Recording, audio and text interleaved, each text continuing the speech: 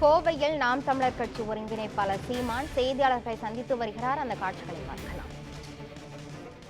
பார்த்து கருணையோடு பார்த்து உரிய நிதியை ஒதுக்கி இருக்கு மட்டும் சொல்லுங்க. தானே புயல் இல்லை ஓகி புயல் சொல்லுங்க.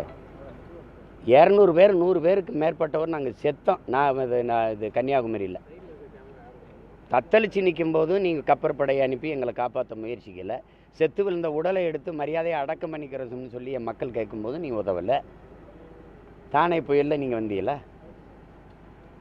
ஓகி புயலுக்கு வந்து உதவுனீங்களா? அதுக்கு உரிய இடர் நீக்க நிதியை கொடுத்தீங்களா? இப்போ இது கொடுத்துட போகிறீங்க. இது தமிழ்நாடு அரசு தான் முடிவு எடுக்கணும். நீங்கள் அவங்ககிட்ட நயந்து தர முடியாது வரின்னு சொல்ல முடியுமா? முடியாது. எனக்கு போக தான் மிச்சம். உனக்கு மத்திய அரசுக்கு நிதி ஏது? நிதி ஏது சொல். மத்திய அரசுன்னு ஒன்று இருக்குல்ல, இந்திய ஒன்றிய ஆட்சியாளர்களுக்கு நிதி ஏது? நாங்கள் கொடுக்குறது தானே.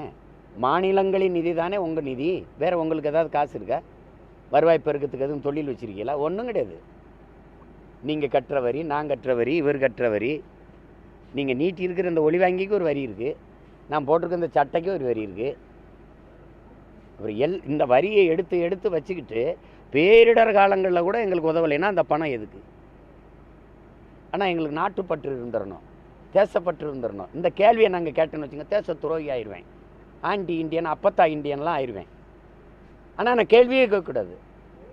எப்படி இருக்குது பாருங்கள். இன்றைக்கி நான் பேசுகிறது அன்னைக்கே எங்கள் தாத்தா தெய்வ திருமணம் முத்துராமலிங்கத்தவர் சொல்கிறார், நீ ஊமையாக இருக்கிற வரை உன்னை தேசியவாதி ஜனநாயகவாதின்னு சொல்லுவான், நீ உரிமைன்னு பேசிட்டா உன்னை தேச துரோகின்றான்றாங்கிறார். அதானே இப்போ நடக்குது. இது என் உரிமையா இல்லையா? நான் வரி கட்டினேன், நீ வச்சிருந்த.